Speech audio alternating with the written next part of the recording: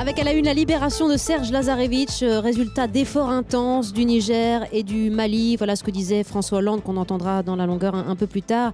On en parle avec vous de tout cela, Didier François.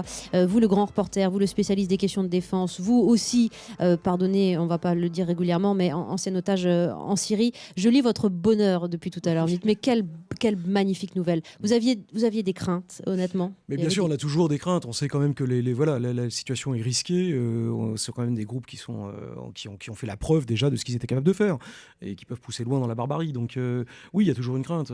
Et oui, c'est un immense bonheur parce que je ne peux que penser à sa famille. Je sais comment moi j'ai vécu ma sortie. Je sais comment la femme que j'aime a vécu ma sortie, comment mes parents et mes amis, enfin les gens ici. Enfin, je vois bien.